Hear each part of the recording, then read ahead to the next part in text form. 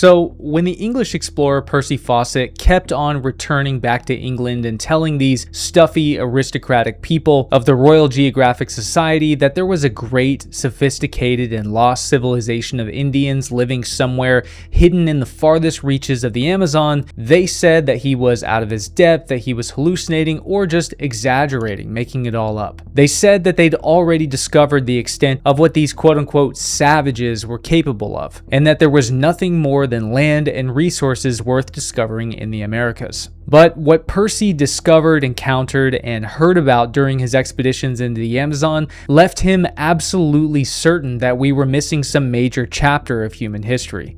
And in the end, Percy went missing in the Mato Grosso region of the Amazon in the summer of 1925 while looking for his lost civilization. England sent over 100 expedition parties to search for Percy, and nearly every single one of them also disappeared. And when the search was eventually called off, the Western world spent nearly the next 100 years believing Percy must have been wrong. There was no sign of any great Amazonian civilization anywhere to be seen. That is, until 2018, when the first major LiDAR scans and aerial photos were published showing several sophisticated geometric earthworks in the southwestern Amazon. Over the last 8 years, as LiDAR technology has evolved, these scans have become easier and faster to perform, until just last week when Finnish archaeologists working in the region published their most recent LiDAR findings showing over 20,000 pre-Columbian sophisticated, enormous geometric earthworks erected throughout the region. Finally, the most definitive proof ever published of vast, sophisticated societies that once existed in Amazonia, the kind of civilization that Percy Fawcett disappeared trying to find. My name's Luke, I'm an American explorer with a degree in anthropology, and I come from a lineage of explorers who searched the American Southwest for lost Spanish treasure and ancient artifacts dating back to the 1890s. And this is American Wilds.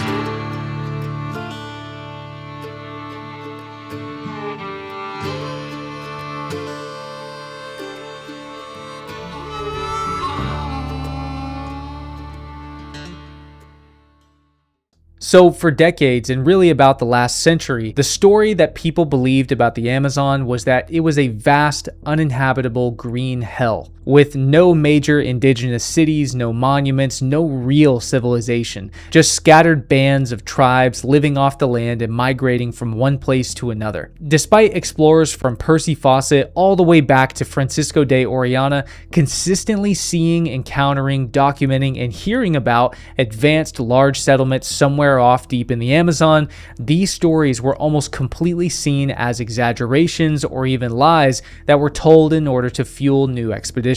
Back in the late 1970s in the Brazilian state of Acre, ranchers started clearing rainforests for cattle pasture and noticed something strange in the exposed desert. Massive geometric shapes, perfect squares, circles, hexagons, and highways sprawling off into the wilderness. Ditches that were carved 5 meters deep and lined with earthen walls, some stretching the length of several football fields. And these weren't natural, somebody in ancient times had built these. Archaeologists called them geoglyphs, and for years the working theory was that maybe 200 or so of these existed, just scattered across this general region. And the problem is that these original geoglyphs were discovered on the periphery of the Amazon, and at this point in time it was impossible to really penetrate or even get a bird's eye view as to what was hidden beneath the canopy of the Amazon. How's it going, guys? I'm here at Machu Picchu today, but really quickly I just wanted to stop to say that if you're still cracking open an energy drink or brewing yourself a new espresso at 3 p.m., it's probably time to grow up. You know, more caffeine doesn't actually give you more energy. It just masks your tiredness, and then later on, once it wears off, it all comes roaring back. That's what we call a crash. And real energy is produced through a process that needs electrolytes, not necessarily caffeine. And so what that means is that if you're depleted of electrolytes, there's no amount of caffeine that's going to fix that. And I've been guilty of this too. So my new resolution for the summer is to fuel my days with something a bit better. And that's why I've now started every single day with LMNT, especially when I'm out here in the element down in South America. Not only does my energy feel better, cleaner, and more stable in the afternoons, but I'm also much more easily wound down and ready for bed at the end of the day, meaning that the next day I get up feeling well rested, and LMNT's electrolyte packets are even more beneficial. Get a free 8-count sample pack of LMNT's most popular drink mix flavors with any purchase by clicking the link on screen or in the description below. Find your favorite flavor or share with a friend. Thank you to LMNT for sponsoring this video. Now I'm gonna get back to exploring Machu Picchu.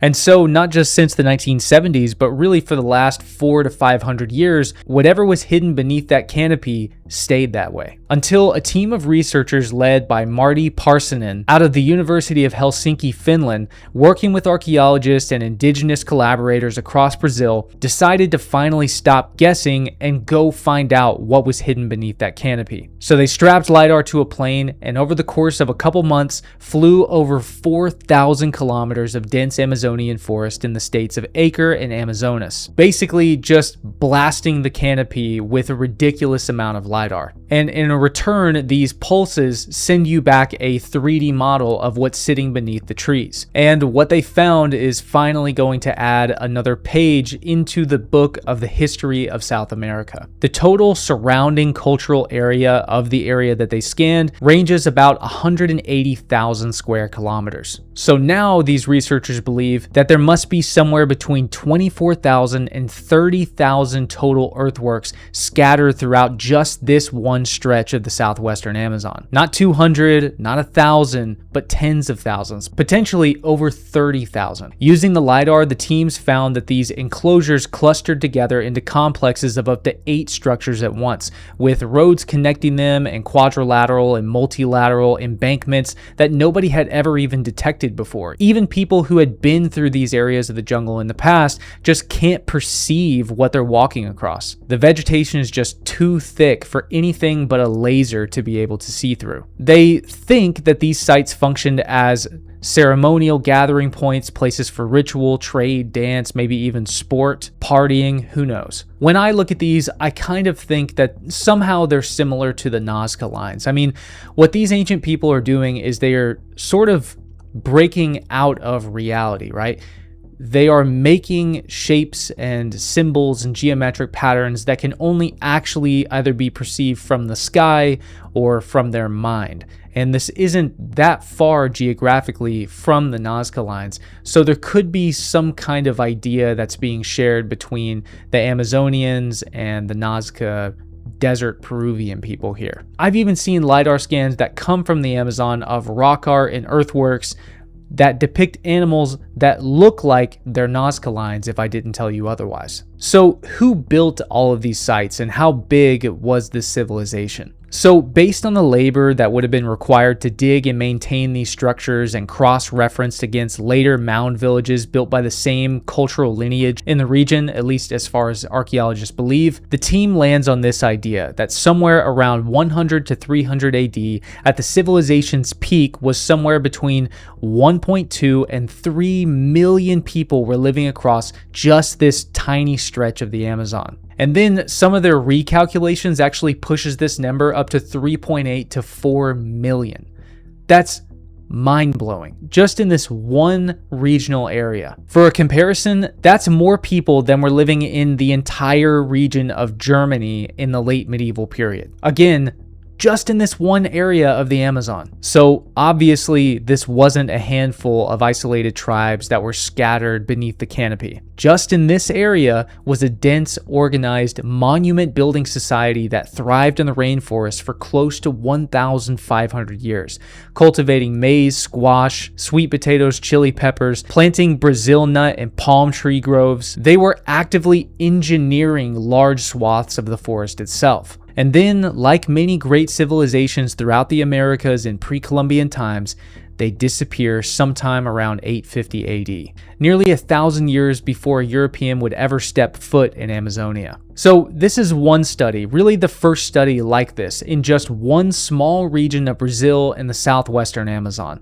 And this is the kind of result that they're getting from LiDAR scanning this area. If this kind of population density and this level of infrastructure is hiding under the forest canopy throughout the Amazon, well, the implications that has is that there is an area that's hiding beneath the canopy that is nearly the size of the United States that we have barely even begun to understand. Essentially, what I'm saying is that most likely there is an entire continent-sized frontier out there whose ancient monuments are still sitting, hiding in plain sight, essentially now with LiDAR, that we have barely begun to understand. I mean, imagine walking from where I'm at in North Carolina all the way to California.